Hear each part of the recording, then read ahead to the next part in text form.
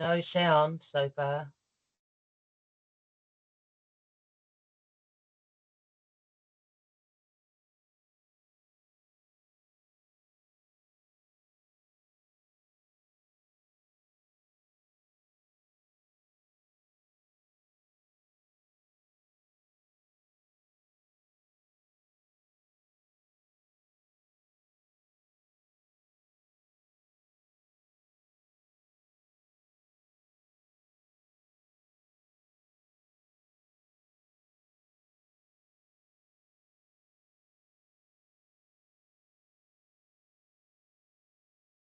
And manipulate. Brilliant. Only change for this. Let's plug again. 4 days. Normally it's 4 weeks. But that's the external energy drink. Oh, that will do the teeth.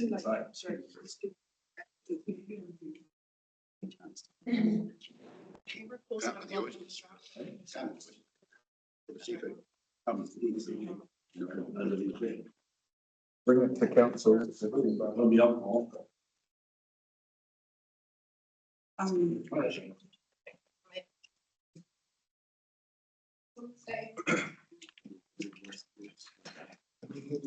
Apologies for some things. There you go, it's getting any sleep. Oh, just not been there by. No apologies.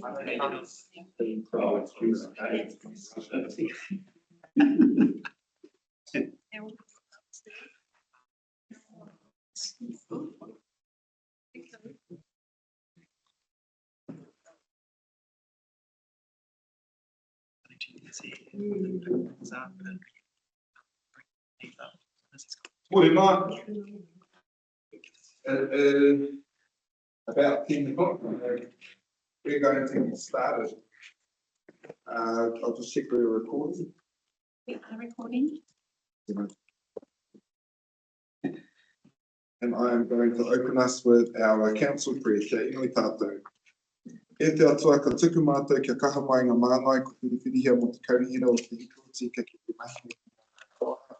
Kakamahi ngā purukinga me te mātauranga I roto I ngā wānanga me ngā hakataunga kia ka turi ai te tau. Nā ta tikana e tūpatahi ana kamutu ka ka piki anō I te oranga o tō tātou rohe ka ka tauano ngā take o te rohe runga tika. Lord, we ask that through council discussions and decisions, the representatives we have elected may govern the whānau district with imagination, skill and wisdom to achieve a fair and more united community that enhances the well-being of our district and solves the district's problems efficiently and effectively. Amen. Do I have any apologies tonight for today? I haven't received any, but I know that Councillor Rakena has been a bit crook because he didn't come visit me on Sunday. So I might table apologies for him. If I could get a seconder. Thank you, Councillor Kappa. All those in favour say aye.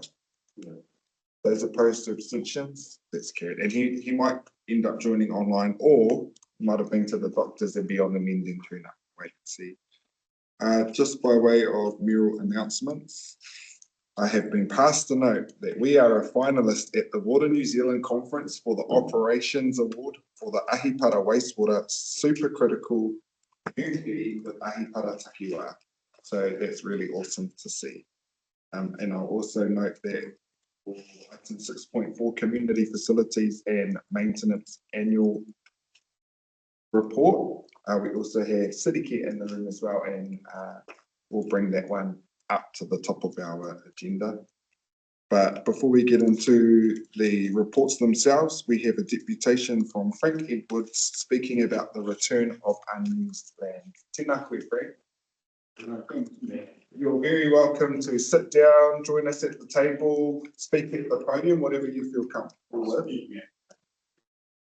And we will start our time. We'll give you 5 minutes for your deputation this morning, and Aisha can give you a 1-minute hand waving.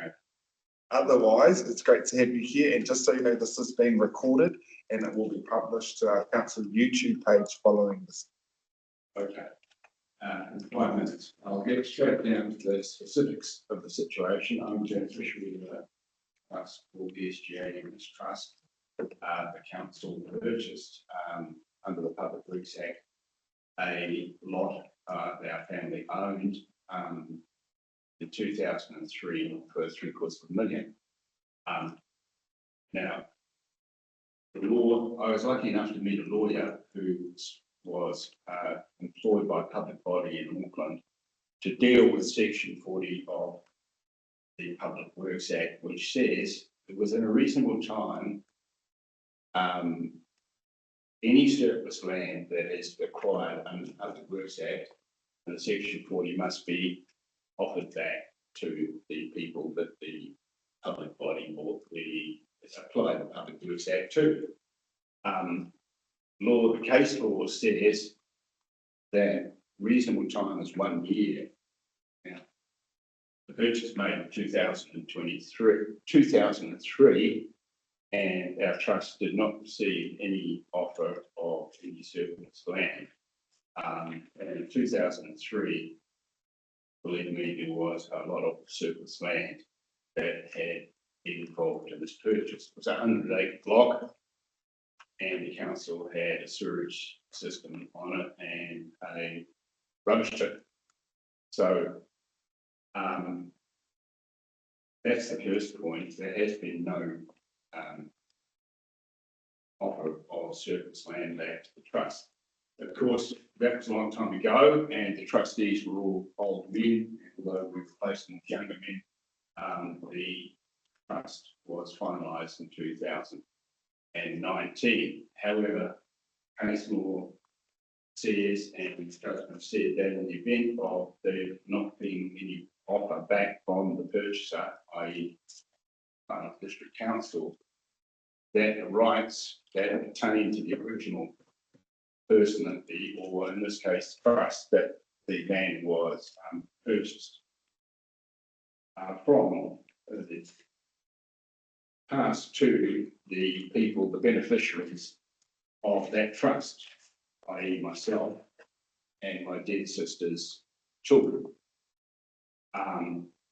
So that being the case, I assert that there is surplus land there. There was surplus land there in 2003. The third point is the valuation that applies to return of land that was purchased is not the current value of the land as at this point in time. It is the value that the land was purchased at 2003, which is $750,000 for 100 acres, just on the edge of the urban area of Russell. I've got a map here of the area involved. Now, that being the case, and this expert lawyer who lived and dwelt in Section 40 of the Public Works Act for about a decade, and also my research in the case law involved, I assert that we have the right to have some return of a small piece of land. All I'm asking for is an acre, which I've drawn on this map. It's well away from the sewage system and the rubbish tip. And I believe it is surplus. There is still quite a bit of surplus land there, but I'm not worried about that. I just want 1 acre. Since we passed over the land, which was virtually free of weeds and whatever, there has been no weed control because there is a lot of surplus land and it's a cost to keep the weeds and the surplus land under to tame it and have the cost of weed eating and forest control and so on and so forth. So that's my request, that I get 1 acre, which I'll put in a trust, and which my dead sister's children will also be party to. So there's equally the situation. And if I was able to pass these out, I've just marked my little acre of the 100 acres. and I would like to put a house on there and well in it for the rest of my time. Don't trip over any leads. No, I won't.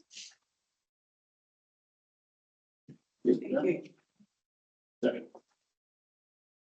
please excuse, I didn't have much time. I was meant to be talking on the 25th, so we sped the whole thing up, and that was the only map I could actually grab at the time. I'm happy to share this with you. Are you? Thanks.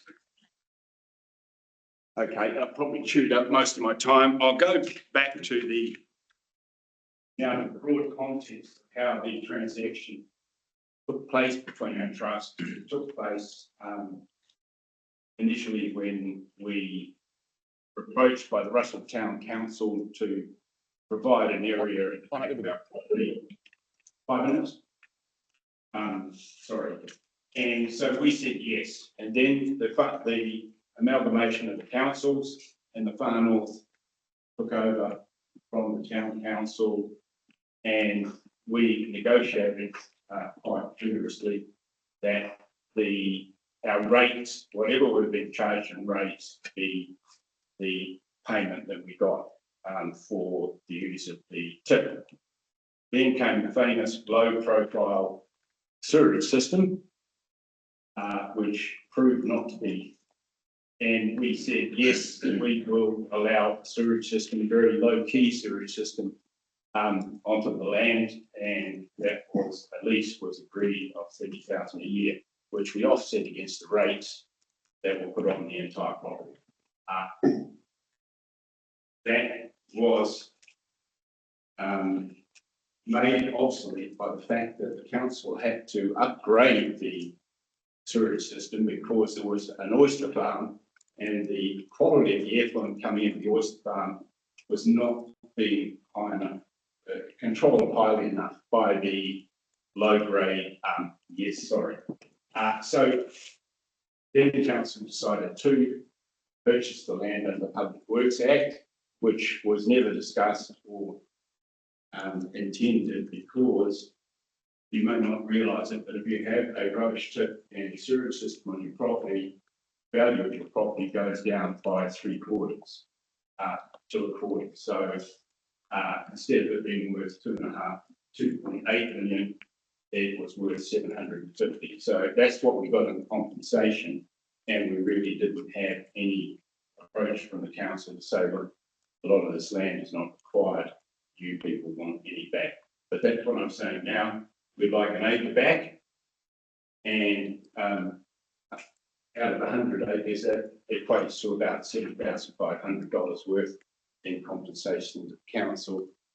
But the family trust and the people beneficiaries of it have been substantially disadvantaged by the fact that we had to sell in the first place, because that was never our intention. We just wanted to cooperate with the council and be good citizens, and it came back and hit us in the bum. So that's my 5 minutes. Thank you very much. Now we'll get our staff to get a briefing together for us on this so that we can understand what next steps are. But someone from council will be in touch, and thank you for your deputation to us today.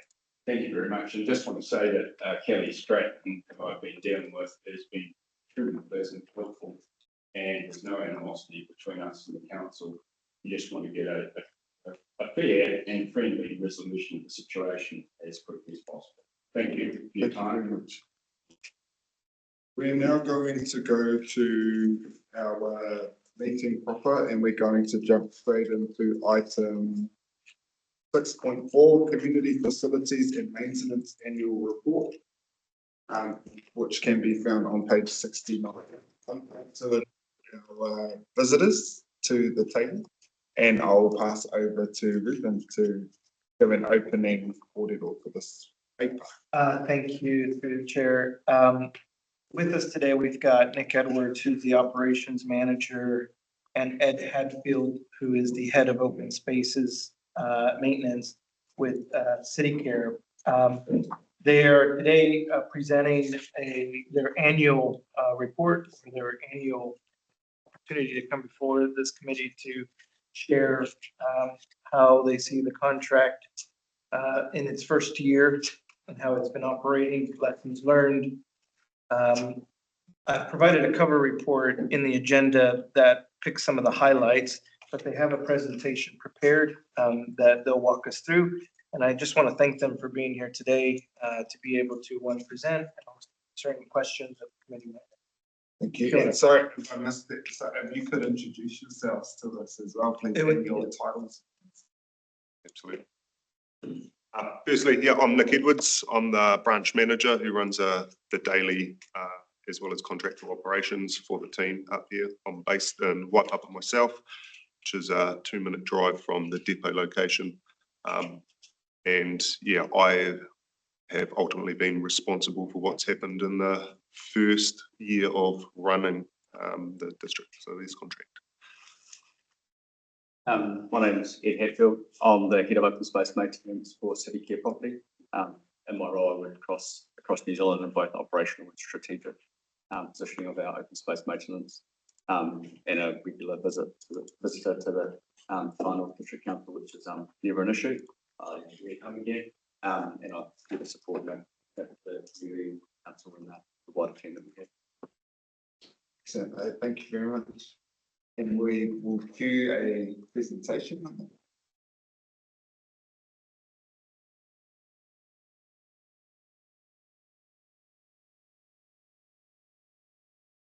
I'll look at the beginning of the report, and then I'll pass over to Nick to talk about the more operational aspects of it. But I think just an opening, I just want to say is thank you very much, District Council, for giving City Care Property the opportunity to provide our services to your community and open spaces.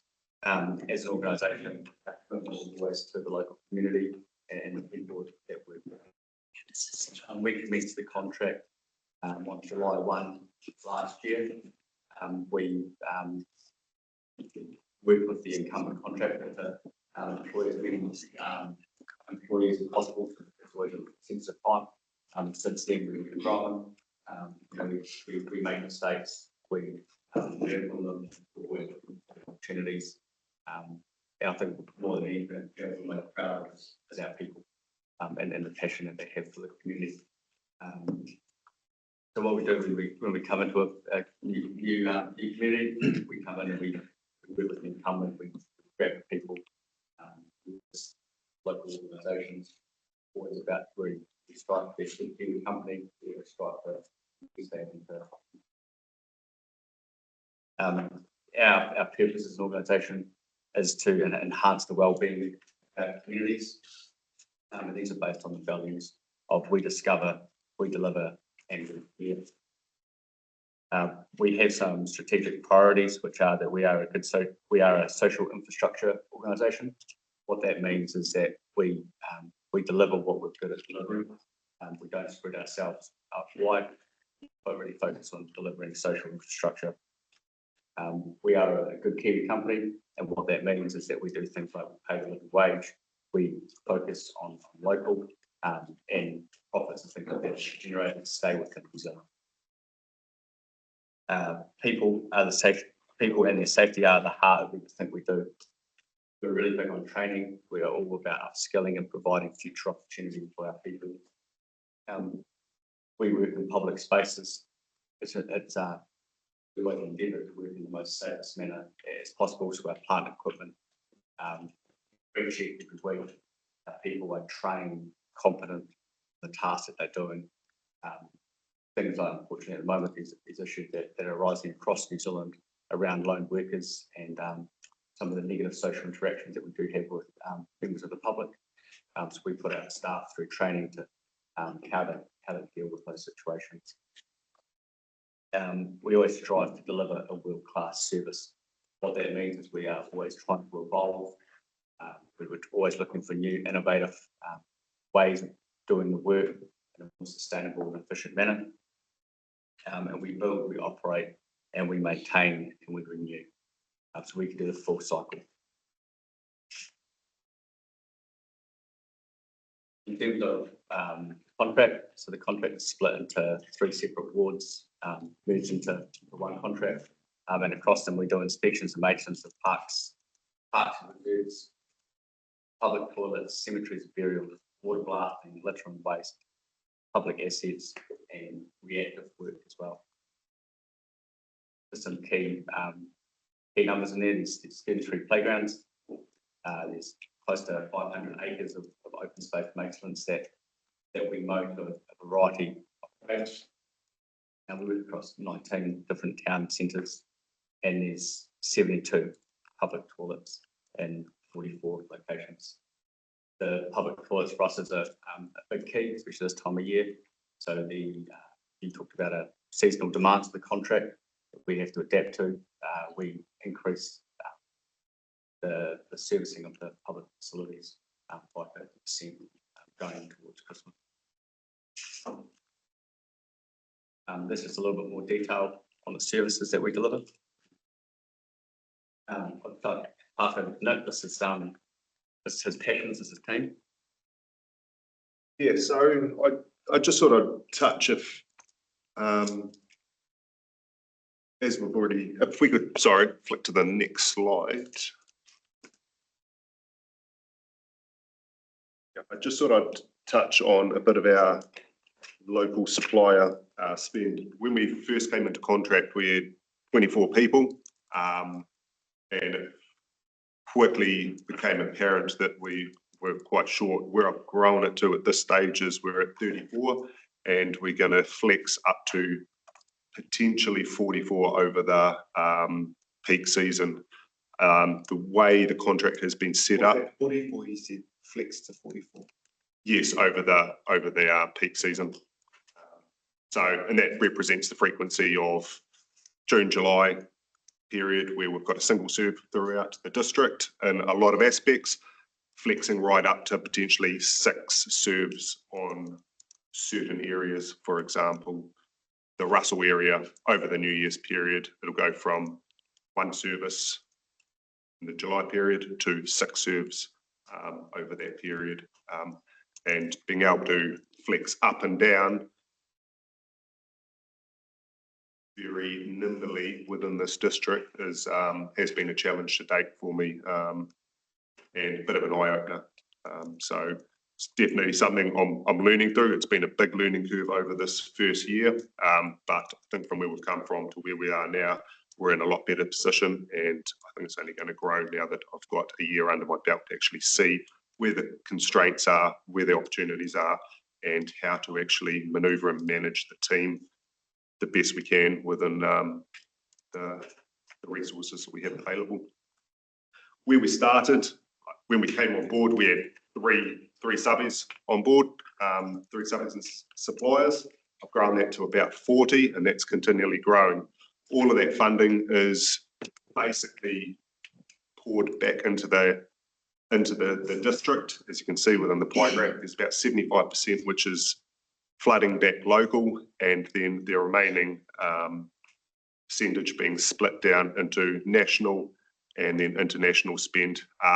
National spend falls back into mainly vehicles, fuel, and then the international spend goes back to suppliers where we don't have a great deal of input with, for example, Bunnings, where we do a lot of trade, but ultimately that flows out. But the vast majority stays within the local district. Everyone, 100% of the workforce that we have is locally employed, and we all reside locally.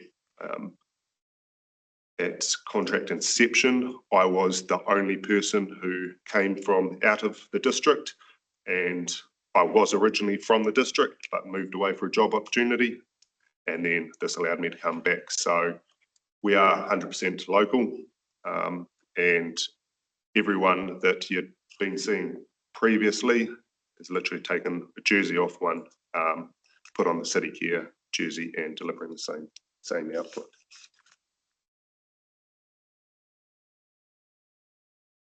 Sort of see how the structure is broken down, and that was one of the constraints I had at the beginning too.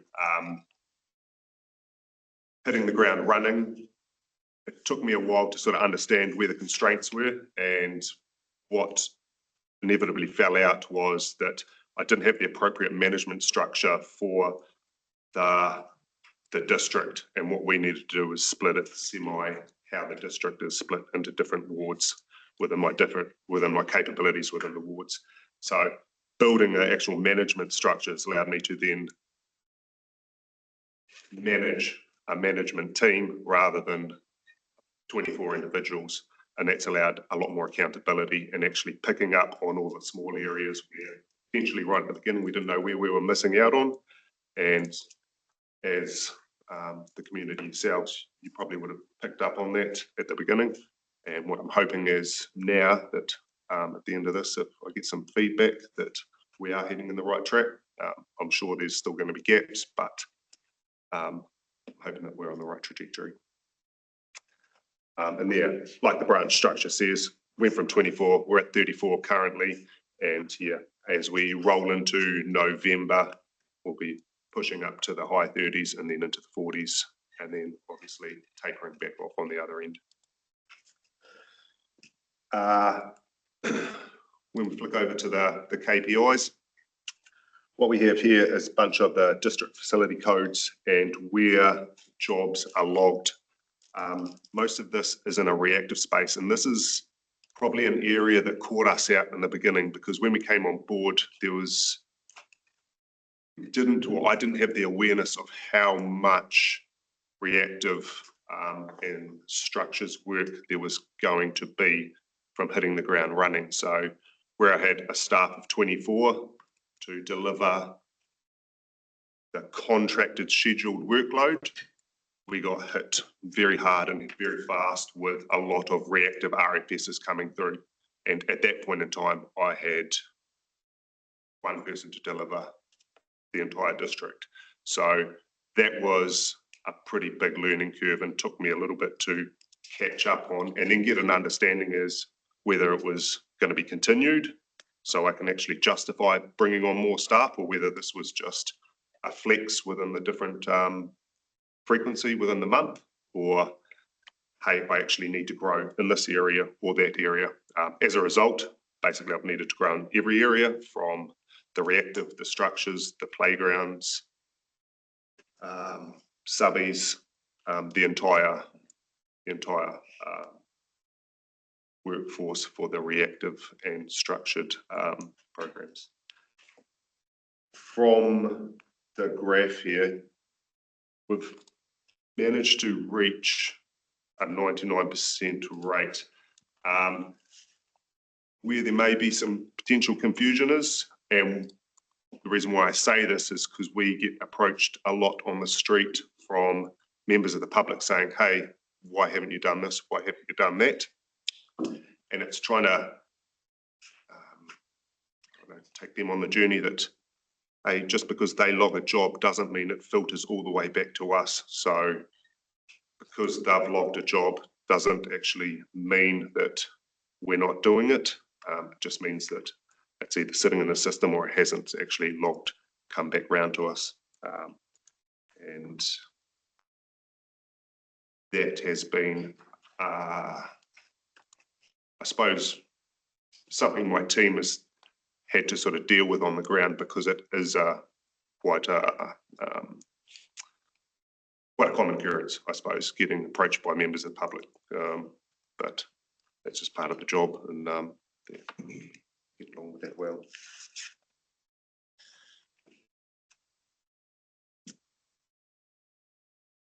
Building on from the onto the KPIs, going into a health and safety context, you can see the breakdown of where we've been conducting all of our health and safety audits and different breakdowns within the year.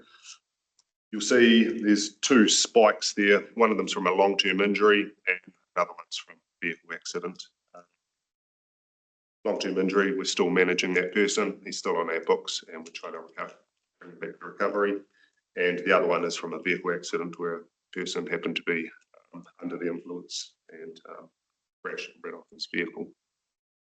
But apart from that, there hasn't been any major events on our books, which is a bonus, because some of the work they do and some of the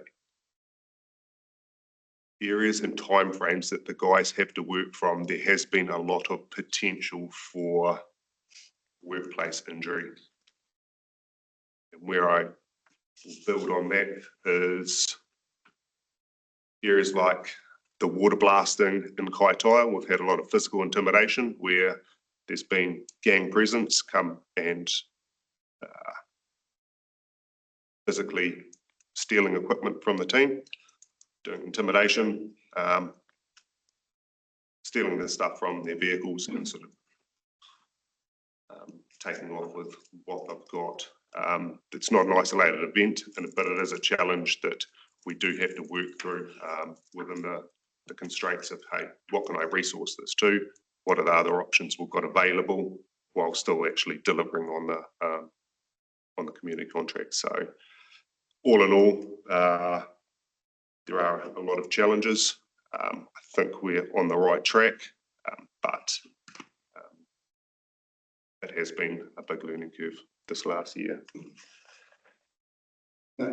Yes. One of the things, for our own final district council staff who experienced that sort of thing, one of the ways that I've seen that's been really effective with the public is doing ride-alongs or a day in the life of communications that we've been doing for librarians and front of house staff and that sort of thing. It's really well received by the people of the Far North.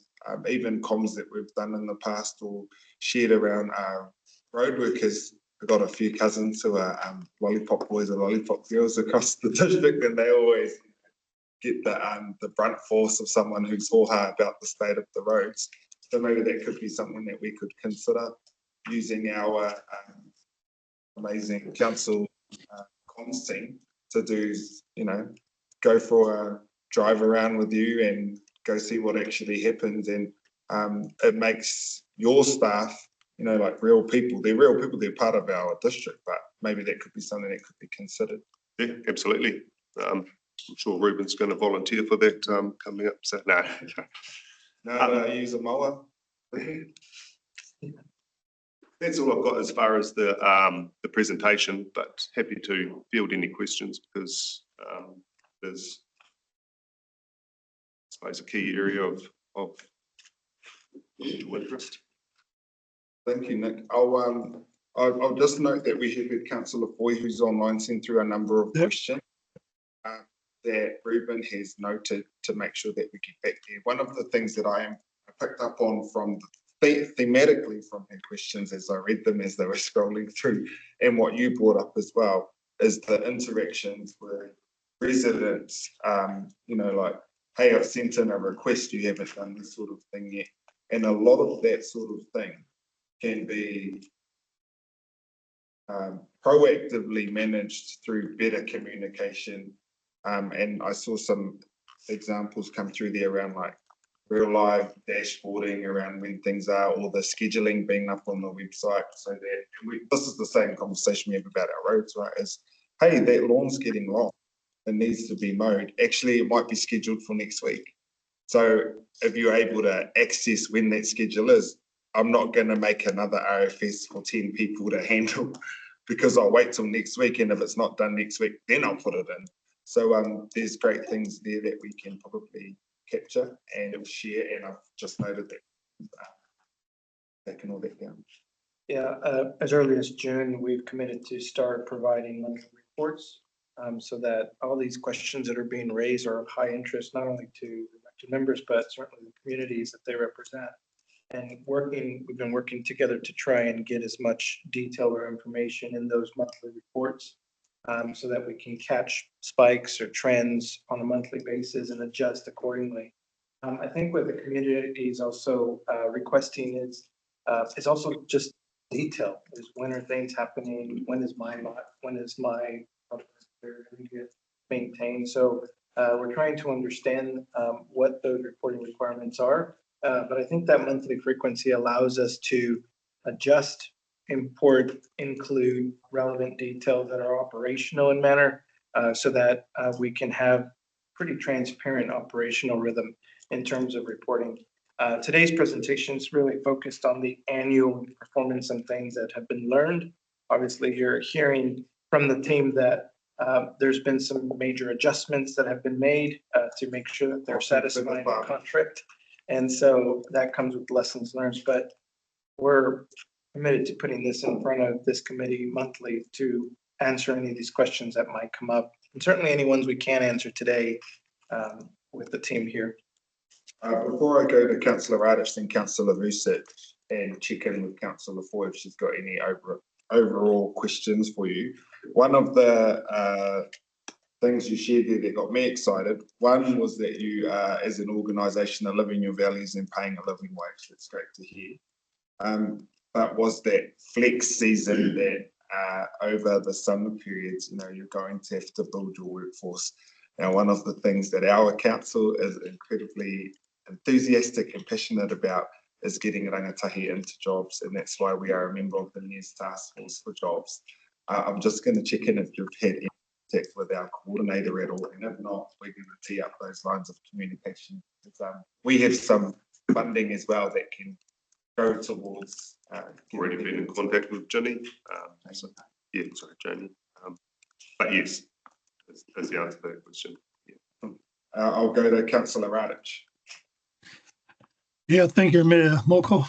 Look, to City Care, the maintenance on our sport fields, reserves and parks, and the toilet maintenance has been absolutely outstanding. And I congratulate you guys. People from Kaira North have been impressed by the way you're getting things done. And they are being done. You know, I was with the president of the Aorani Rugby Club the other day, and he told me how the fields have been mowed. This has never happened before.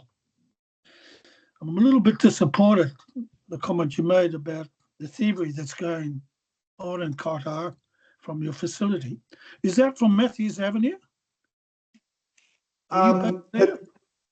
In fairness, it's not isolated to Kaitaia. We've had those incidents district-wide. I just isolated Kaitaia as one incident in that aspect, but it is district-wide, and it mainly revolves around the people that have to work the unsociable hours. For example, using the example I used there, it was the water blaster who has to operate between the hours for out of work hours, so basically between 10 p.m. and 5 a.m. Yeah, and so when he's working to a tight schedule, he basically has to work 40-hour week, Monday to Friday. Where the challenge comes in is trying to work around those high-risk areas where it might be, what we've learned, Wednesday, Thursday, Friday, prime drinking days. So we try and steer away from certain areas within those days. Full moon phase? Full moon phase. And there's specific areas where we just didn't know up until we started running through the processes that, hey, this is an area that we have to steer away from during these periods of time in order to meet the safety requirements and to actually deliver on the job. And where that hinges is then it throws out what is already quite a tight working routine to then be able to come back round and deliver everything while not throwing what is a tight sequence in general. But to swing back to your question, Kaitaia is not an isolated event. Yeah, anyway, well done. Keep up the good work. Thank you. Go to Councillor Vucic next. Yes, thank you, thank you, Nick. Good presentation, and it's, to me, it reflects what I understand you're capable of when I saw the contract, and that is you've got good base data and you're collecting it. As Ruben pointed out, and those around the table would know, I've been asking for a while, is to get that schedule online. Maybe if we can access it by our website would be great, so that people can see when things are coming up. And also the RFSs, that's a request of the community boards. I've actually asked that many a time, and to actually see where it's going and when it's been done. And I think you're so close to getting that done. I can't see why it can't actually happen. So if that can get there, I think you'll like the easier. And I think a lot of the talking about flat, you get outside of just people who are silly, but the genuine requests for service or concerns from the community that come through, potentially what people are hoha with you about should be for us at council, because it's not actually part of your contracted services, but unless people can see and read where and what you are contracted to do, like 98% of was it, or RFSs have been completed or something like, you know, all that's really great, but then someone will still ping you for something, or for Taiwanese cherry, or I don't know, something like that. That's actually not a part of the mahi that you have to do. In this contract, you're doing exactly what you're required to do and doing a great job at it. If anything, I go off is the amount of posts I get tagged in or emails I get through the office of the mayor, and we definitely had teething issues at the start, but that has all been replaced by rates and rates. So that's a little bit nelly. Just a couple of comments you made and the things that we didn't anticipate. You wrote there the amount of additional work that will be added in year one of the contract. And then the second bullet point, the volume of reactive works with no guaranteed budget to resource the geese. So my question is there sufficient budget? That through the chair, an answer to that, we're obviously part of the annual performance review of the contract is to make sure that it is within the approved budget. There's a certain percentage of variation that is allowed that we're working through. I think the presentation today, and certainly the general theme has been around, and as Mayor Moko pointed out, a teething type of experience and actually understanding and learning what it is that we're having to maintain with this contract. And there's things that have not been flagged or identified appropriately or at the right appropriate level. And that's partly due to multiple factors. One being asset management, trying to understand what's out there. Two, the frequency and consistency of different assets or different types of activities.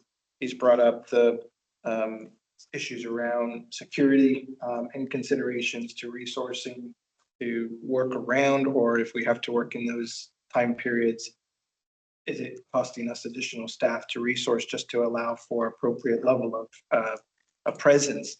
So yeah, those things are being in the consideration. At the end of the day, I think the variances that we've seen, we're still operating within the approved budget, but there are discussions that we look at coming into the new year upon review of this first year performance contract, and we have to make the necessary adjustments.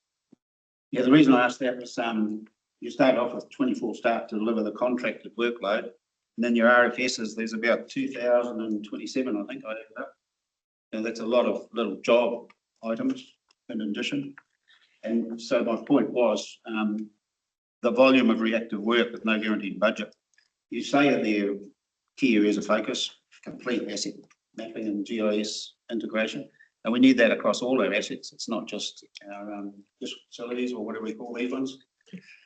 So, yeah, I just wanted to alert that. And the other thing, 72 toilets, we work on a budget of about, we're told about 20,000 annually to maintain each toilet. Would that be right, or is it light? If you don't have the info, it's all right.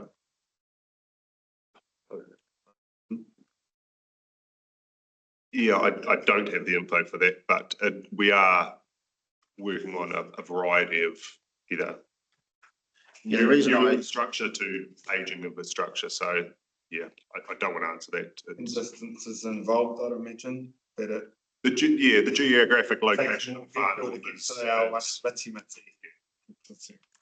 Yeah, just for the members here and whoever might be incoming, if they're listening, is that's 1.4 million just basically clean and add the paper or whatever into our toilet facilities, which is probably close, not far off 2% rate annual every year we ever allow for that. And the last question, oh, well, it's a comment really, and I liked it. It was in your third page of your presentation, number 5. We build, operate, maintain, and renew.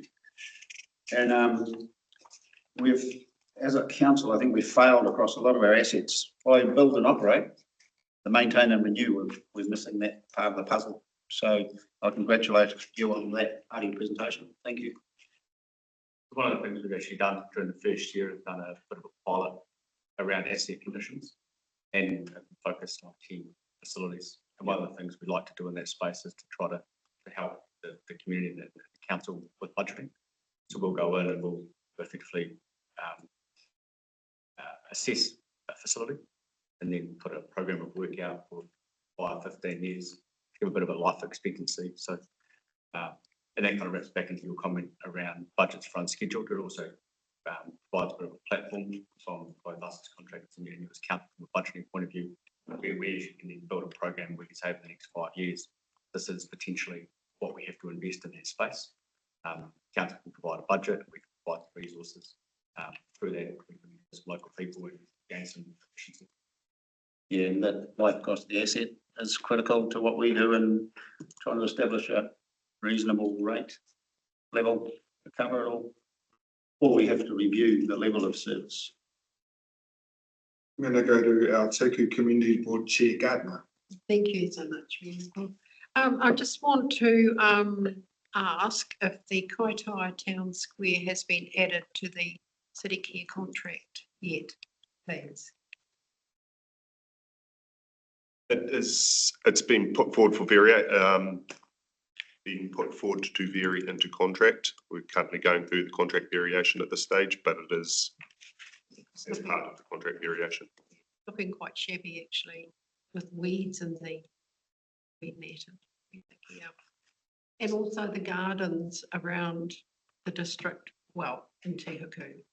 Are they added to the contract? Do you do much gardening? So that is one of the challenges we're working through with the asset data. One of the challenges is the identification of exactly what gardens are within what area and to what volume they are. And it's like here in Koukou here, all of our planter boxes across our town centre, they were looking hoary and a half. See, why the heck isn't this getting done? Actually, because they sit on our Koukou Business Association asset register, they put them in and they're responsible for them. If they wanted to pass them over to council, we could explore that. This was before you took over this contract, but they decided to keep them and do them up themselves. So those sorts of things of understanding what's ours, what someone else's, who's looking after it, how they're looking after it, where they're looking after it, if we can make that available. And I know that Ruben has been working with our business associations themselves to identify that. We've got a lot of community groups that if council or it's not in our contract, then they're going to do the mahi to make sure that they're doing it themselves. But no one wants to be doubling up on workload if there's something the council's already looking after. So that understanding what is a responsibility of who is important so that people can plan accordingly. Because at the end of the day, we all want the fun, the look, feel, and be as good as our physical link. Thank you. I'm going to go to just check in with Councillor Boyd if there was anything overall, or are you satisfied with the follow-up that Ruben will be doing for us? Yeah, thank you. Can you hear me? Is it the right volume? Thanks for the presentation. As you note, I've put my comments in the chat. I anticipated those questions to be answered as part of this presentation because I've asked them about 10 times between when the contract started and today. They're not just my concerns, they're the concerns that the community board has raised, because we had a number of workshops before the contract was created to look at those issues specifically. And I think it's more of a comment to our operational staff about that feedback loop with the community board who has the delegations of reserves, because there's still the unknowns there, for example, about the spraying. And I would have thought that the GIS mapping of the areas that would actually be mapped would be shared with the community board, so it can all be transparent with them and to our community about what the levels of service are to be expected. Because I know that over spring, there's the higher mower frequencies of certain reserves, but they haven't been shared yet. So yeah, I'm not sure if our operations want to respond about that, but for the next variation, what is the mechanism that the community boards and elected members will feed into what will be in the contract or not, and how we actually get reporting from our operations and what they will be reporting on? Happy to answer that through the chair. Have done a couple things. We've already alluded to the monthly reporting. Any of the feedback that we're seeing that's of high interest, it's my commitment try and be transparent about that and put that information out there. And it's always good to find a vehicle in which to do that. And for us, that's that monthly reporting. So the idea is that it's being shared. I totally agree with them. I will work with the, as we have done in recent months, to start bulking up that report, so to speak, to include that relevant information. In regards to community boards, I have also made a commitment from delivering operations. Our managers are committed to coming to the community board meetings once a quarter to provide a general update on how we're performing in various areas. Property and facilities is one of those presentations as part of that quarterly commitment. That's an opportunity to engage with our community boards face to face. We come to you with my management team, and they're responsible for ensuring that City Care is performing to their contract obligations. And that's another vehicle as well to be engaged with our community boards. Certainly, anytime community board members need to reach out outside of that frequency, I'm more than happy to entertain any of that feedback. And I think I've proven that over the last few months. There's a question here in regards to variation that I might just tackle. That's obviously a very operational type of a procedural thing. Depending on where the variation amount comes out to, it has a triggering effect that comes back to council should it need to be approved. Otherwise, it is considered by staff to review. And we're only going through that process now after the first year as part of general maintenance of the contract and what's expected. I might be able to provide better clarity on what those Like as someone to, I think the important thing for me is knowing that someone in here is looking out and then making sure that they're matching up. So correct. In a year's time, we're going to have a brand new library.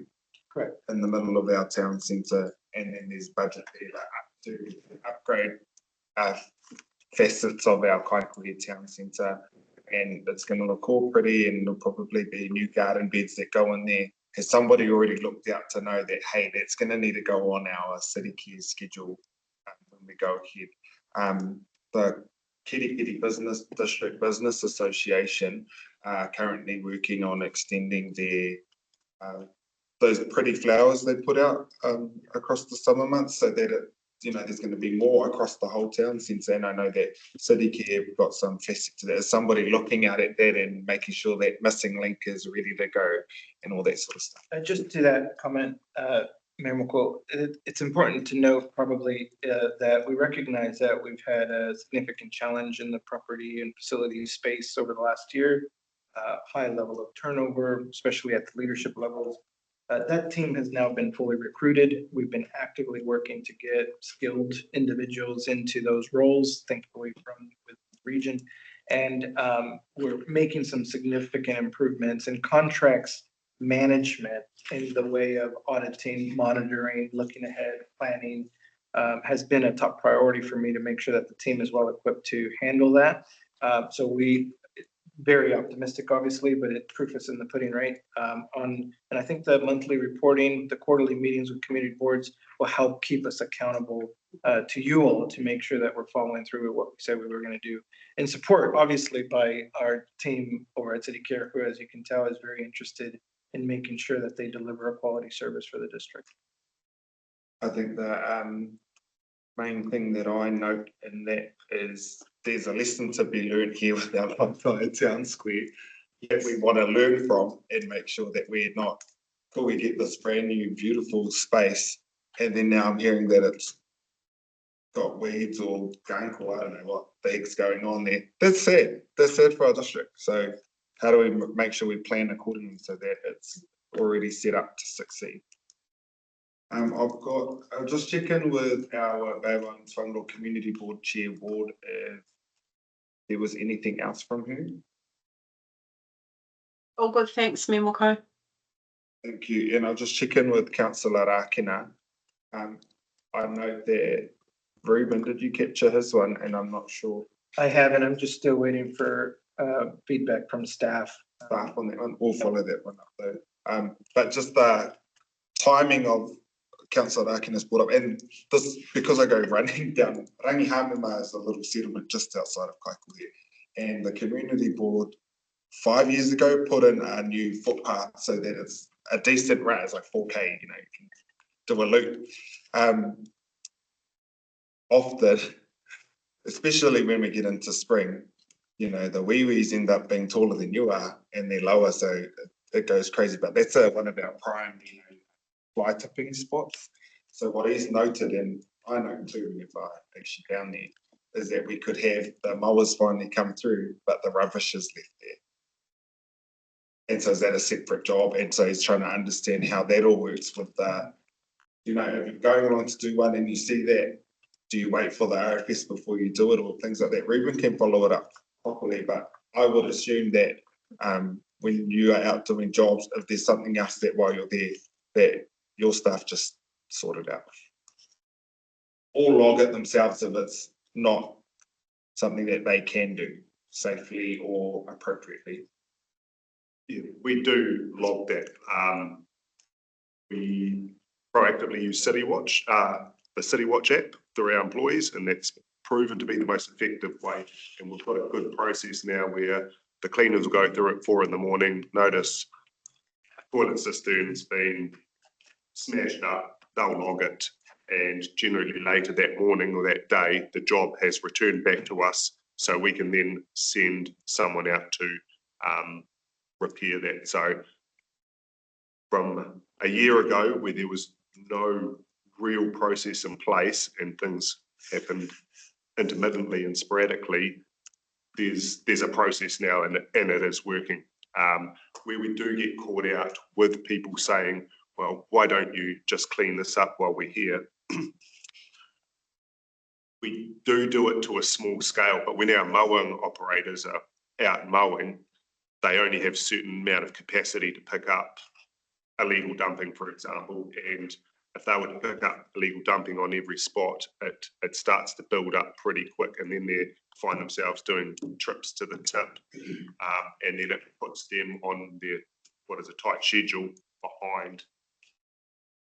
So it's just a balancing act of what we can actually manage there, and then what we actually have to put through the process. But it is working. Thank you, Nick and Ed. To you both, now we are only in our roles for another 5 weeks, but it's great to actually have you in the room. Do you have any questions for us? We sit at this level of governance, but is there anything that you'd like to ask us while you've got this opportunity of actually being in our chambers today? I just want to say, I suppose from my personal standpoint, just thank you for putting up with me and my team during the initial months of me picking up the contract and understanding the real intricacies of it, and allowing me to sort of wrap my head around where all those hinge points and difficult areas are. Like I said, we're not there yet, but I believe we're on the right trajectory. Thank you.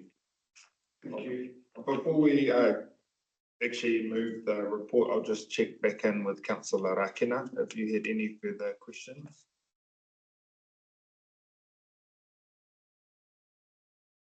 Must be that way. All right, with that, then I will move item 6.4. That's Koukou Transport and Infrastructure Committee received the city key contract. Councillor Research, any commentary? No, that's what I said before, just put it online, the GIS, and it might be a lot easier. There is no GIS. Keep working on it. Exactly. Any other members? Right, I'll put the motion. All those in favour say aye. Aye. Those opposed or abstentions, that's carried. Thank you very much. Thank you very much. Thank you, Todd. We are now going to go back to item 4.1 on page 10, our confirmation of previous minutes from the 12th of August. Moved by councillor Lesich. Second by South. Any other members of the anything?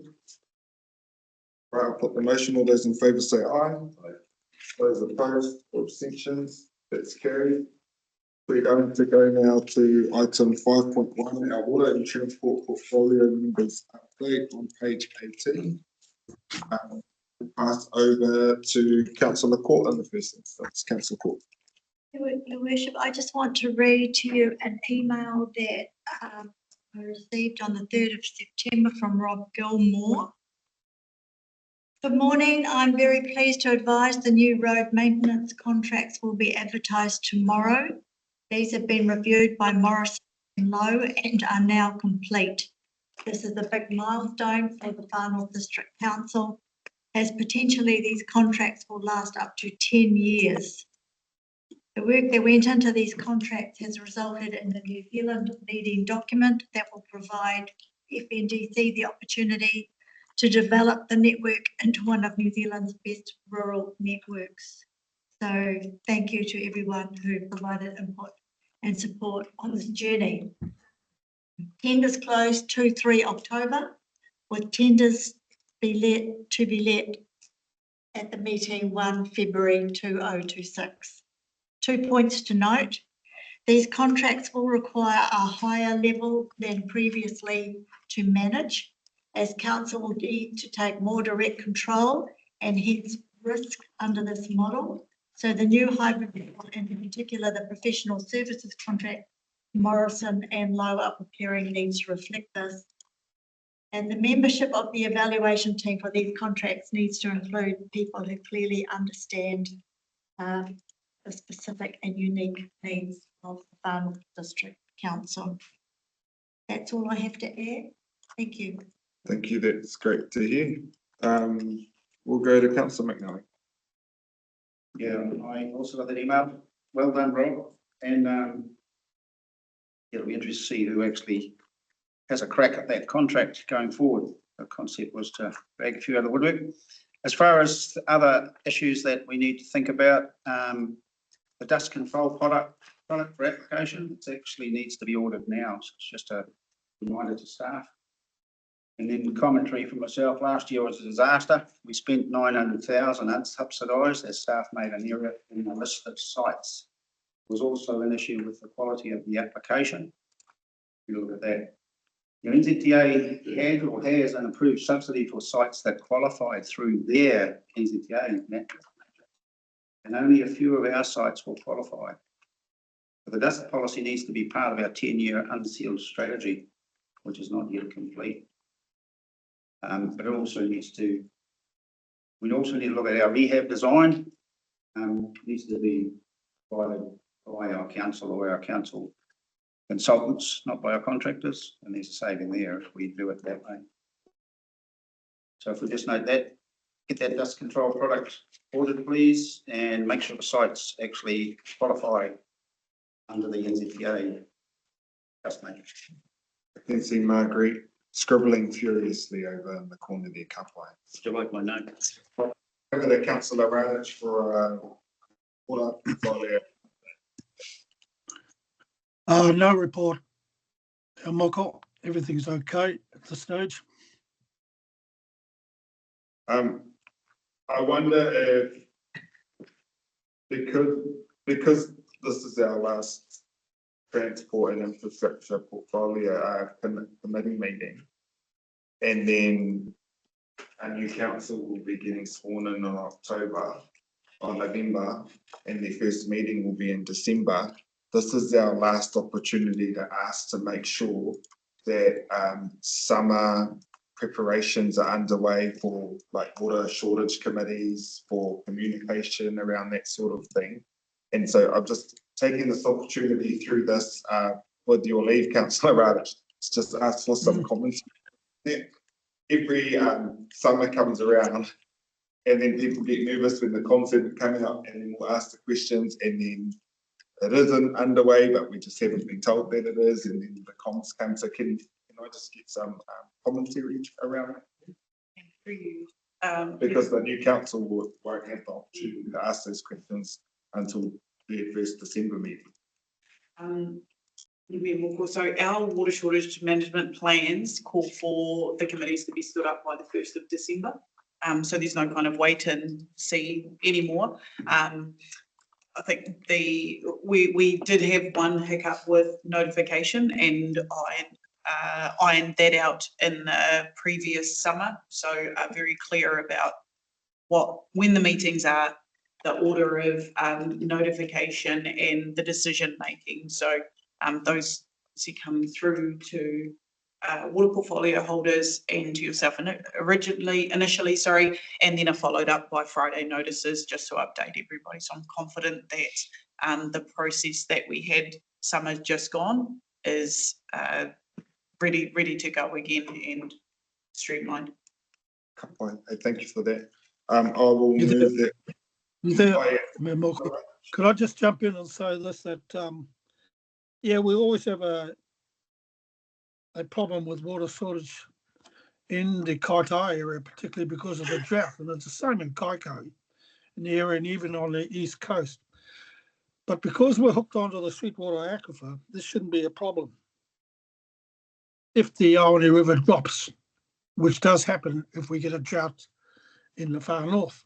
The question I just want to ask, the only worrying question I want to ask is it correct, Tanya, that the membrane that we have up at Norman Sen Ave, or the treatment station, can only treat 2,300 cubes a day? Is that correct? Through you, Mayor Moko, Councillor Radich, there is a limitation on what that membrane can treat, correct? I would have to double check. Yep. I would have to double check what that number is, but the design is such that you add another one on. So the facility has the capacity to treat more than that. It's just that the one train that we have does have a limitation. Because I was told it can only treat up to 2,300 cubes a day. So what you're saying, they can put some mechanism on it to treat beyond that. Is that correct?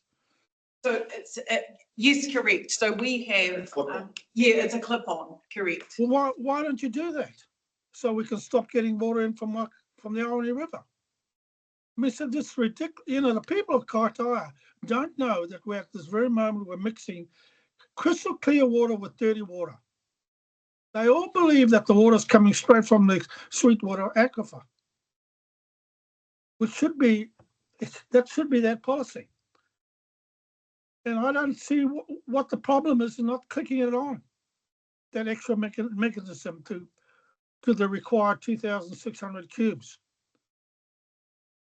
It means we're going to save a lot of money from keeping those blinking pumps pumping 24 hours a day from the Aoni River. You'll note that the membrane filter that we've got in there was a trial. The intention was to check the trial and ensure that it worked, and then yes, agree with you, then clip more on to make sure, but there was no point in purchasing several clip-ons, if you like, before we knew that the treatment worked. Okay, good. So I can now tell the people of Kaitai that, you know, it can bring in more than 2,300 cubes, which is good news, because I was told that it was too small. It may have to be sent back and we get a bigger one, but that's not correct. So thanks very much for that. That's great. Right. Any questions for our portfolio holders? I've got Councillor Foy, then Councillor Kappa, and then I'll move the report. Councillor Foy. Just a question about septic tank emptying. into our council systems from the septic trucks. And how that works with your department, Tanya, and across to Ruben's department. I've had people in the community raise that when they do their septic tank emptying, they've been paying a fee for the for council to update their records for limbs, that it's being emptied, but that hasn't been done. And this is in the Bay of Islands area, and I think Councillor Court also is familiar with this issue that's been raised by the public, because they haven't been updating limbs when they sell their properties. It's creating a barrier and actually holding up sale and purchase agreements across the district, is what I've been told. Can you please confirm what if that issue is being sorted? And how that is occurring across the departments of council.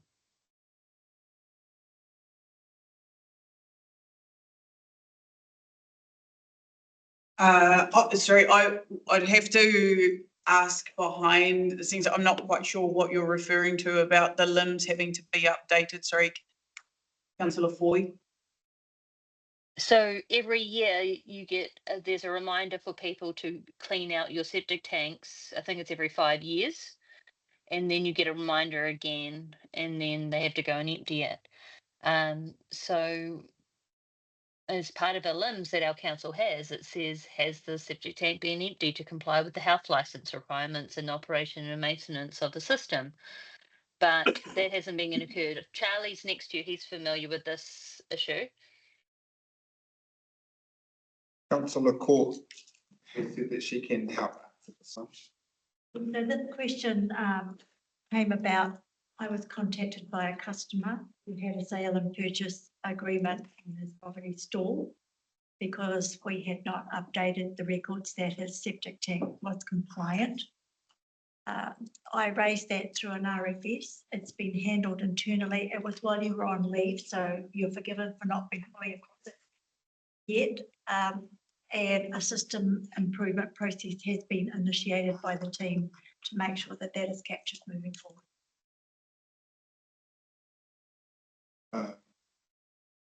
Is that this on this? Yes. Councillor McNally, and then I'm going to Councillor Kappa. The septic tank, the 5 years, I think we should look at extending that timeline to do it, because septic tanks work on them being loaded, and that's how the biological action works in them.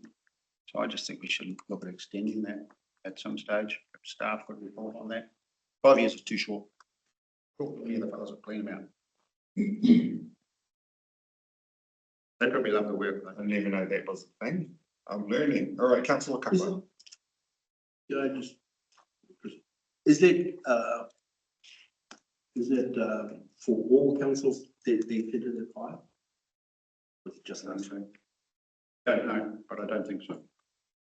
Through you. The other thing, it would reduce the amount of that we're dumping into our plants. Sorry, if I may add, a number of years ago, we decided that we would have a bylaw, and that bylaw was set at every 5 years. I think that's what we're referring to. And that's when the reminders came out, and you'd have to check the soakage system as well. That's what the mechanism was for. And then there was a process. You would send that document in, your account would be updated. But we will come back to you with where that process is at now and confirm whether it's still operating like that, and then that leads into the 5 years, or whether that, for consideration in bylaw, is moved out again. That's the summary. For our information, Chair, paper is 5 years as well. Sorry, what was that? Paper is 5 years. Can I just add that the bylaw requires the septic tank to be inspected, doesn't require it to be emptied. If it doesn't need to be emptied, you just supply a report that it doesn't need to be emptied, but it does need to be inspected. Yeah. All right, I'm going to. Stop my question. Oh, yes, still questions. Look, I just wanted to pick up on you were talking about Koukou, the plan for water shortage. But I just wondered, does this also include road closures predicted for holidays and Christmas as well? And for any planned equally? We've got a number of road, what are they called, road closures on our council meeting agenda for September. For the Hikui itself, I believe the Hikui for Te Reo, Next week. I believe that's being done through CAF, but we'll get staff to comment on that one specifically. It will include both state highway and local roads. The Mana Kahia to Broadway, Waihara. The Māori language with Hikui planned for next Thursday. Through the chair. It was going to be too late to get to council for an approval, because that's normal. However, Cass and the legal team have been looking at it, and as I understand it, the decision is that we'll be able to manage that and allow them to do the equal through the town, manage the traffic through there. It's not something that we would necessarily need To bring to council for approval. Correct. Yes, because it was only a short period of time, and there is a redirect that we can actually manage. So, and NZTA had no complaints about that. Decided that we would just. But no need for consent. No. Thank you. Yes, a need, but one that needs to be approved by this council. Yes, but not a council. Okay. I will go to Councillor Hakia Harawira.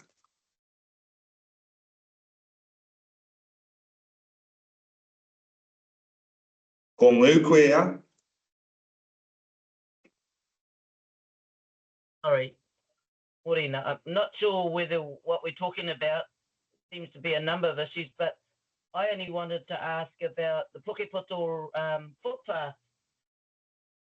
Will that get done before Labour weekend as part of a carryover project and approved by the Koukou Community Board? That's all. And I've sent it in emails, but nobody's actually responded. Thanks.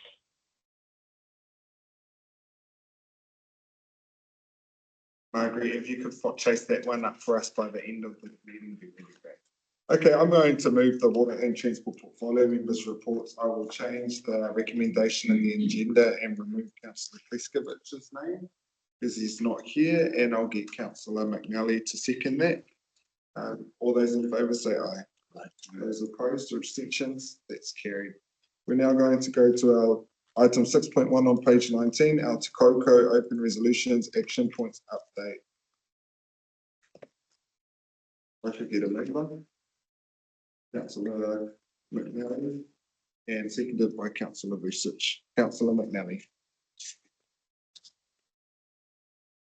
Yeah, I marked up a few of these, bottom of page 23, transport procurement strategy, maintenance contract to be had. Not sure why it's in there. There was a couple of things we did, the regional transport committee meetings, milestones for the Northland National Land Transport to be developed next year by the GPS. My understanding that's in progress, has been for a while with the transport committee.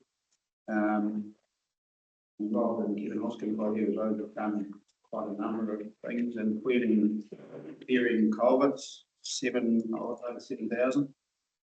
2.5 we've done. Drainage and the prioritised work. Report on pavement resurfacing. Not even sure why this is there, but the pavement resurfacing role's also done up. He's got a 5-level stage of what rehab is required. And, you know, not even is it sealed pavement, is it unsealed? I just think there's a few things in there. Open resolutions on page 27, unsubsidised road sealing. Talks about, we'll cover this other side in the program delivery. That budget was $2 million on that budget, reprioritised to work that receives the FAR subsidy, is my understanding.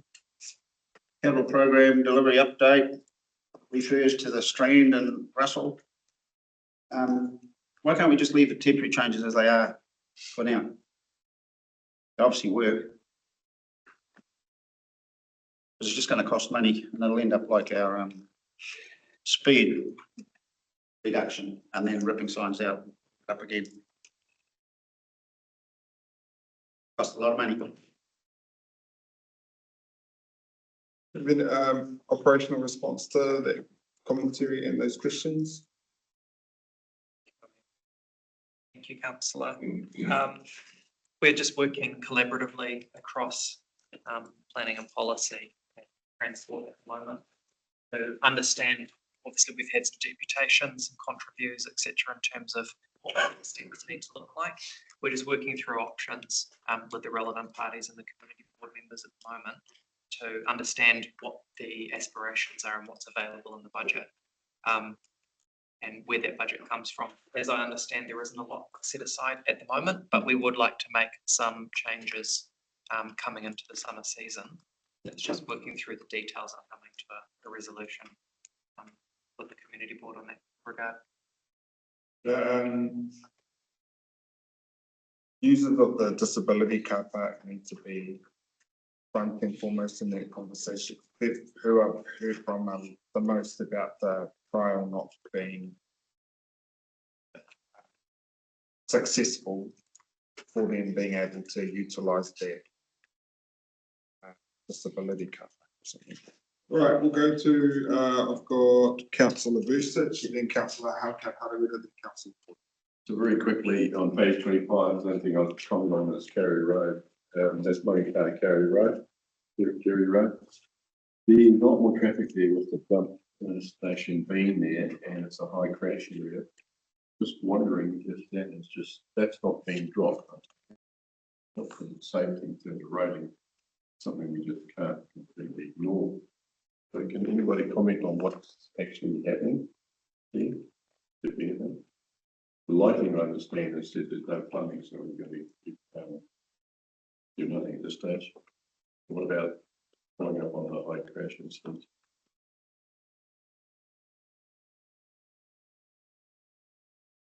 Through you, Mayor Muckle. If I can just defer to Margaret to speak to this one. I understand we've had an independent safety review of some of the high crash areas, which we're working through the details at this stage.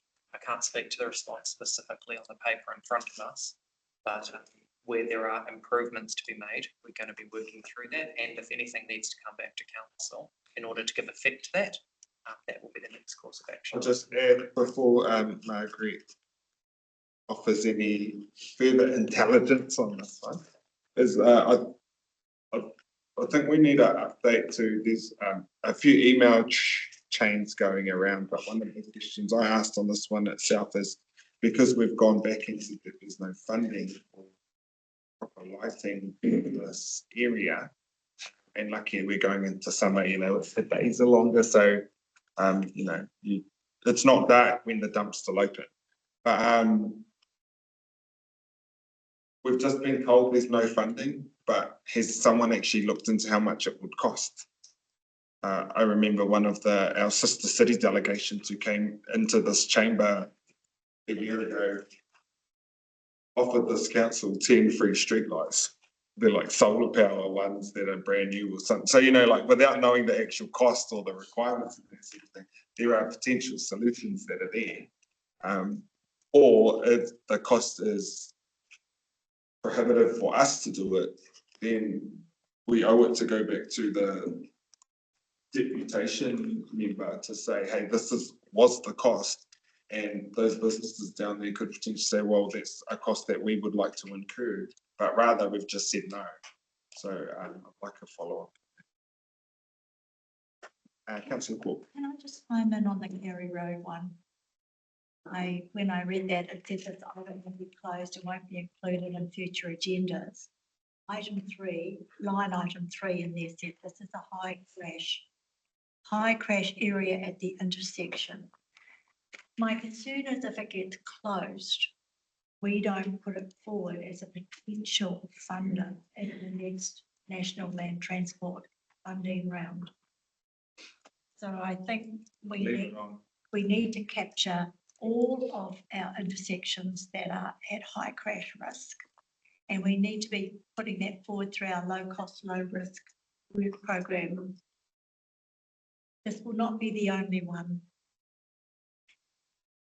So can we add that as an action item, please?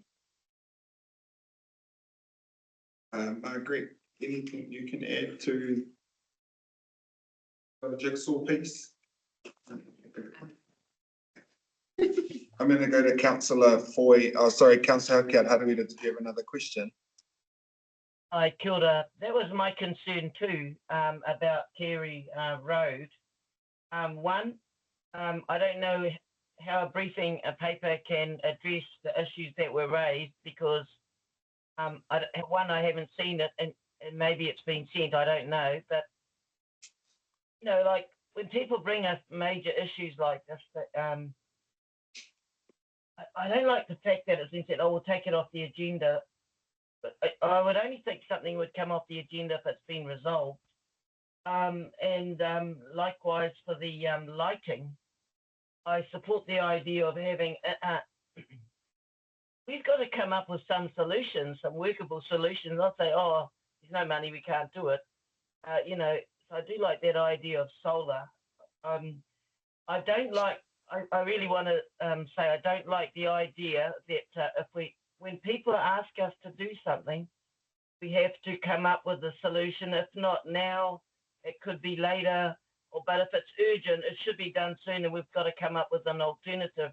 Because once it's removed from the agenda, it's out of sight, out of mind. Oh well, and then you know, it's that reputation thing again. Thanks. Thank you. We'll leave that one on the agenda and include the action item from Councillor Porter around capturing those for the next DPS round. On that one, I'm just going to use this as an opportunity to vent. I actually drove down there to have a look, and I wanted to pick up Deb. So come on, show me in real life what's going on here. We just had quite a bad amount of rain there, so there was significant surface flooding both on Mangakahi Road and on Lindvart Road, like dangerous surface flooding. My vent is that I put in my RFS with my photo to our team. Our team said, Mangakahi Road, no, that's NZTA, we're sending it to them. And then a week later, NZTA sent it back and said, no, this is for you to do, not for us to do. And I was thinking, like, how many times have we gone backwards and forwards, and how are we still not learning our lessons as an organisation on just sorting stuff out? Do you know what I mean? So it was very frustrating. In any case, I'm going to council for. Two things. It's a follow-up about the unsealed road strategy that I had been waiting for. Basically the list of all of the unsealed projects like we do for sealed roads and slips and bridges, etc. That would be done for our unsealed roads. So we have a program of works to deliver across the summer season. What was happening with that in terms of timeframes? And the second question I had was about who's doing the comments and concerns raised for all the resource consents and vesting of roads, etc., as part of Ruben's consenting department on behalf of our roading. Who's got the delegation for that now? I'm going to pass over to Charlie first, and then we'll jump over to Ruben. Thank you, Mayor Moko. So we have recognised the need to revisit our strategy for transport, and we're starting with the unsealed road network as a part of that. The expectation is we will have a revisit of that strategy leading into the next budget round with NZTA, which is due to occur early next year. And we recognise the sense of urgency around having a review of these key pieces. What are you doing with our budget that we put up of, is it 2 mil of unsubsidised funding? Or is that just not get spent? We're running that through at the moment. So the team are working to understand where all the capital works pieces are sitting in terms of the state of all of the projects and the spend to date to inform the carryover conversation, which is coming up for council shortly. And in terms of the best application of that unallocated funding will form part of the work which is coming up over the next month. Timing wise for the unsealed road strategy, we're looking at having that through in December or at the very latest, very early 2026, noting that timing is essential for that piece of work to come through. The intention is to look for opportunities on how we apply our funding in a manner which maximises our ability to receive funding from NZTA. I'm going to go to Ruben. There was a question there about something like RCs and revisiting or vesting. My V looks like an R. Resting of roads, vesting of roads. Yeah. I can respond to that. So that Ruben and I, when Transport was living in infrastructure, there is a process for the vesting of assets, be that district facilities, waters, or transport. With the move of transport, that function will, the process will still be followed, and that function will live with the transport team. My question is, who's doing it? Do we have a staff member or a consultant that has a delegation so that every single resource consent that comes in with a transportation issue, who's answering it? I agree. Through the chair. So I have effectively FNDC delegation. I work with our consultants to make sure that we get the right level of feedback, the information, the reporting on the roading. They give me the recommendation, we go through it. And then once we've got that, we then feed that back to the resource consents team. We'll have a weekly meeting set up with the resource consents team so that we can go through any outstanding issues or queries, make sure that they're available for pre-application meetings, etc. as well. So we are definitely working with the resource consents team. Does that answer your question, Councillor Ford? Yeah, great, thank you. In response to Charlie's timeframe set out for August, given that the construction season is upon us, my concern is about the procurement. Once we actually decide on it, then we have to go through the procurement. So if it's not at a level that can't have direct award, then we're going to miss out on the whole summer season. And essentially we'll approve something and then it'll be winter. And then we have to wait till next summer until it's delivered. Can we have a response as part of that capital works item, that paper, that addresses how procurement will be addressed? Because it would be a travesty for the whānau to miss out on spending all of that money that we've got for subsidy, as well as actually fixing our unsealed roads over summer, because of these processes and the timing of reports coming to council. Thanks. Noted. Councillor Court. Thank you, Your Worship. Can I please request that the deputation Kirikiri Lens Shed remain on the agenda and is not closed? The new governance structure we've put in place is there exclusively to oversee the sports hubs, which is 12 hectares of the 43 hectares. This council has yet to make a decision on the remainder of the allotment that is sitting with Roger's team as part of the spatial plan, and I'm just concerned that if we close this item out, the new council won't be aware that they need to pick it up and have that conversation. I'm sure you'll tell them, Roger, I just don't want it closed out. Through the chair, I've been in communication with the NG representatives, and they are pursuing what they can possibly put forward for on the residual land. So the decision on the residual land is this council. Aaron, can you mute? Any decision on what happens on the residual allotment is for this council to decide. It's not for the sporting codes to decide.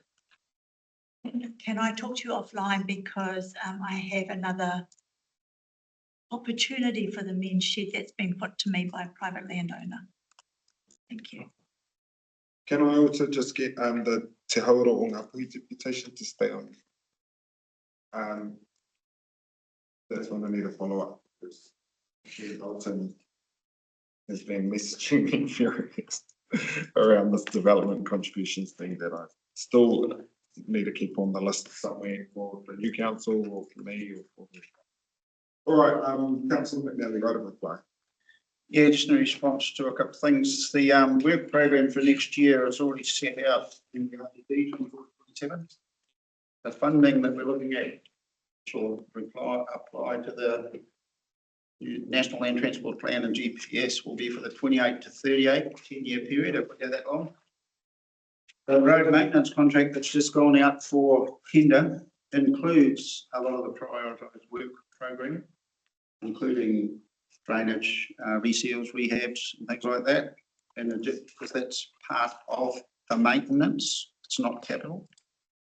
And lastly, on page 23, it refers to an update on the Taipā wastewater treatment plant.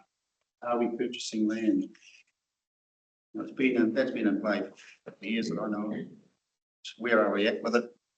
It needs to stay on there, but there's I think the working group probably gets more information than this council table does on that matter. We just need to catch up with it, please. Thank you.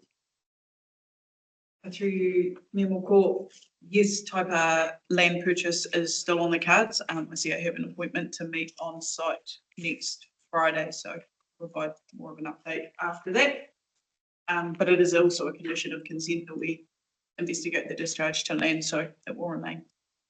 And the final thing is that road delivery procurement for capital works that Councillor Foy brought up.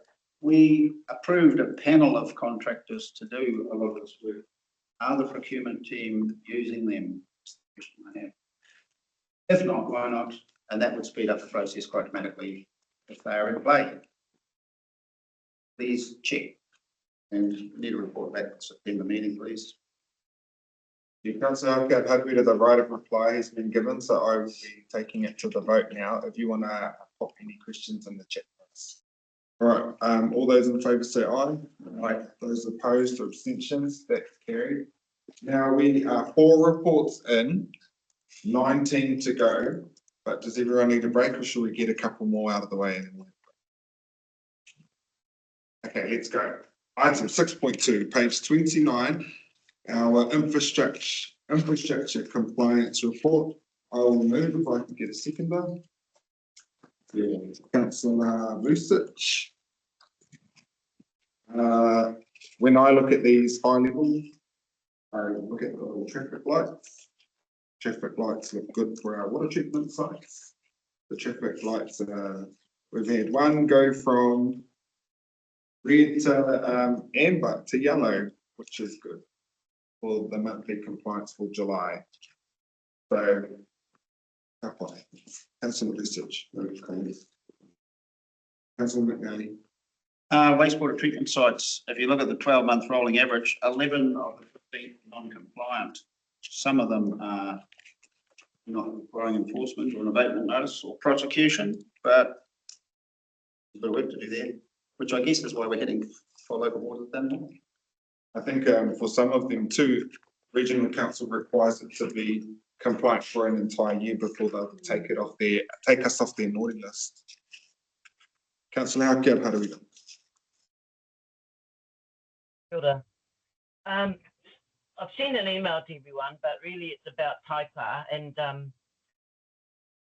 so there was a formal hearing in about 2019, but the process began in 2010 with the Ngāti Kahu people. And I just really want to ask that, I've asked 5 times, but can you name the hapu working group, the hapu in the working group, because they work really hard. Page 57, the summary that we have at the beginning about wastewater treatment plants don't really reflect what I saw in the minutes, and it was about page 57, item 253, that the committee were asking for timelines and milestones for desludging, which requires approval sign off. Page 59, item 289. What is the acceptable best practice threshold for sludge levels? So that's a question that you could probably ask across all 17 wastewater treatment plants. Page 59, item 288. There was a query for the finance team. Why more pūtea wasn't allocated for desludging at Taipa? And in the hearing decision in 2019, one of the recommendations was if the council commits to land disposal, then that system must be commissioned by the 1st of September 2025. Item 291 on page 59.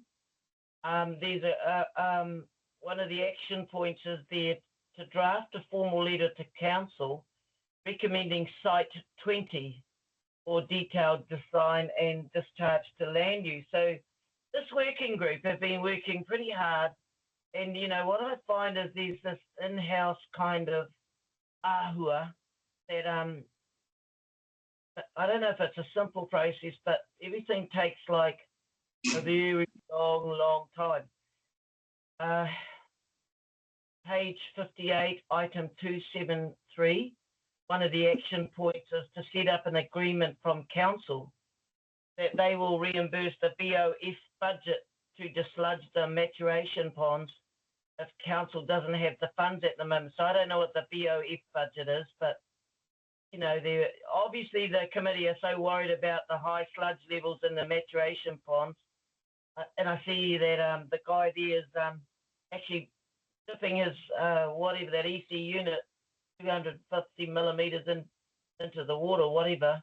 But my big question is, in our 24-27 plan, it's noted that September 2027 is the date to purchase the land disposal site to stop the overflow into the Taipa estuary. So I'm asking, why aren't we buying, I don't know where site 20 is, why aren't we buying site 20 or the preferred site as per hearing recommendation?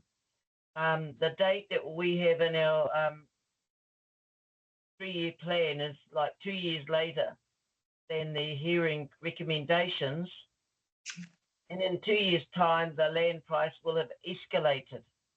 So those are my things about Taipa, because I've been hearing this corridor for many years from the people of Ngāti Kahu, and how their rivers and streams have been really degraded. And in one of the recent wet weather events, well, there was a spillover into Taipa. So yeah, that's just putting that forward. Thank you. Thank you. Councillor Kia Tarawiri, you touched on the working group's recommendations, which are in the next report. They do relate to compliance, or this report that we're looking at now. Can I have some commentary from staff around some of the things? Councillor Kia Tarawiri. I will get I need to catch up with where everything is at. So if I can have an opportunity to do that, I do get confused between the two sites, and there's been lots of conversation over the years. So I will put some things together and provide a briefing update to elected members. Thank you. All right, I'll put the motion. All those in favour say aye. Those opposed, abstentions, that's carried. We'll now go to item 6.3, infrastructure working group updates. I will move, and I am seconded Councillor Research. That's on page 43. Councillor Research.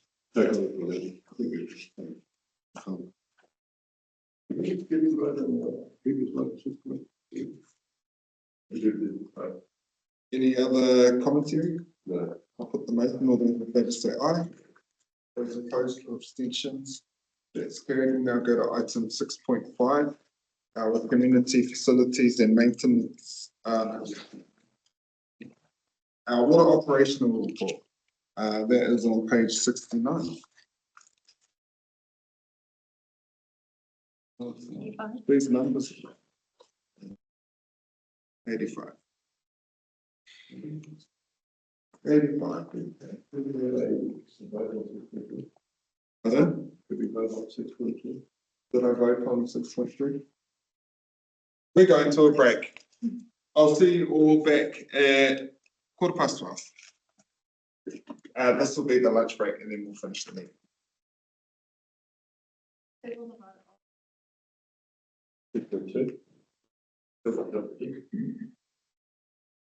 Yes, she did. We didn't vote on it.